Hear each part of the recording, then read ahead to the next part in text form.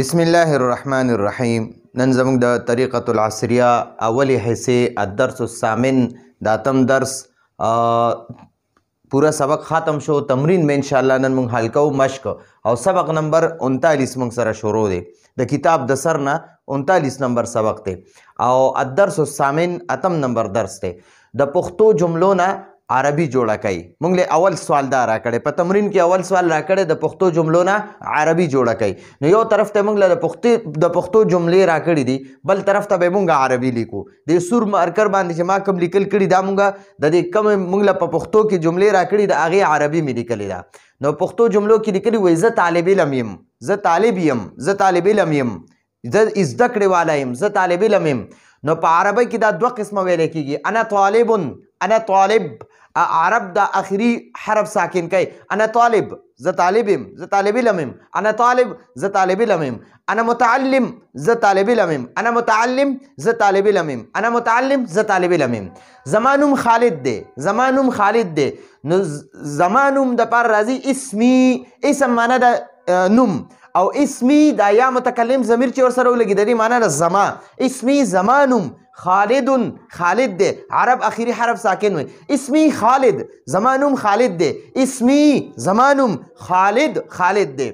اوس وای دا زما مدرسه ده، دا زما مدرسه ده. هذه معنا ده دا هذه، دا هذه مدرسه، مدرسې ته وای او وای چې زما مدرسه نو مدرستی، مدرستی معنا ده زما مدرسه. دا یا متکلم معنا ده زما چې هر یو اسم سره قلم دی نو قلم معنا ده قلم. په پښتو کې مونږ قلم وایو او وای چې زما قلم په عربی کې وای نو قلمی. دا یا متکلم ورسره. کتاب دی زما کتاب. اوس ورسره یا ولګوه کتابی، زما کتاب. غرفه کمرې ته وای نو غرفه کمره او غرفتی زما کمره. مسجد جماعت، مسجدی زما جماعت. نو یا ضمیر متکلم معنا ده زما. نو هذه معنا ده دا. مدرستی زما مدرسه ده. هذه دا مدرستی زما مدرسه ده. دا د پښتو جملې جواب دی. مونږ ورله د پښتو جملو عربي لیکلې ده.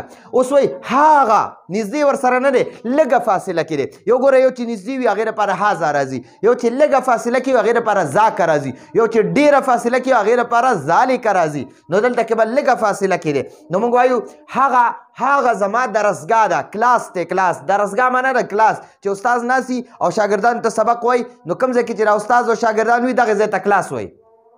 هغه زما درسګاه ده یعنی کلاس دی. ما ورسره ته بریکټ کې کلاس هم لیکلی. هغه لږه فاصله کې ده. هغه زما درسګاه ده. نو هغه دپاره به ولیکي ذاکه.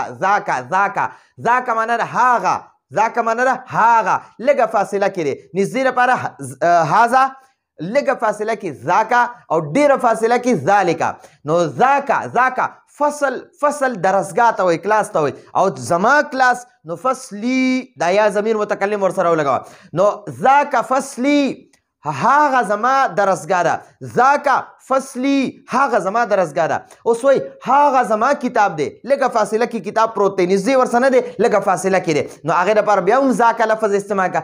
ذاکه کتاب، هغه کتاب دی. ذاکه کتابی هغه زما کتاب دی. یا ضمیر متکلم نه زما کتاب. او دا زما کاپی ده. او د پاره عربی کې واو راځي، واو مفتوح راځي، زبر والا واو راځي. و هذه کراسه چې دی کنه کاپی ته وایي. نو دا کراسه په عربی کې مؤنث ده.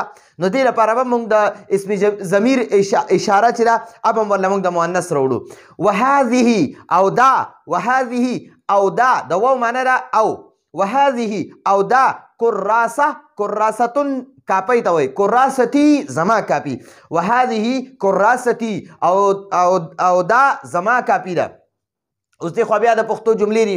نو وایي دا زما استاز دی، دا زما استاز دی. اوس د دې عربي به جوړو. دا زما استاز، دا معنا ده هذا، دا معنا ده هذا. زما استاز نو زما دپاره د یا ضمیر متکلم راځي. نو اسم سره به د یا ضمیر متکلم لګي. استاز ته وایي استازي زما استاز. هذا استازي دا زما استاز دی. هذا استازي دا زما استاز دی. ٹھیک شو جی. اوس وایي او هغه زما دوست دی، دوست ملګری دی، او هغه زما ملګری دی، لږه فاصله کې دی، نږدې ورسره نه دی او ډېر لرې هم نه دی، درمیاني فاصله کې دی، او هغه زما دوست دی. وذاکه او هغه، وذاکه د یوه معنی ده او ذاکه معنی ده هغه، وذاکه او هغه زمیلی زما دوست، زمیل دوست ته وایي، صدیق هم دوست ته وایي، زمیل هم دوست ته وایي. نو که ته زمیلی لفظ استعمالې او که صدیقي لفظ استعمالې، دواړه استعمالولی شي. ته داسې ویلی شي وذاکه صدیقي، صدیق دوست ته وایي، صدیقي زما دوست، زما ملګری. وذاکه صدیقي او هغه زما ملګری دی. وذاکه زمیلی او هغه زما ملګری دی. اوس وایي دا د مدرسې منشي دی. منشي معنی د لیکلو والا، دا د مدرسې منشي دی.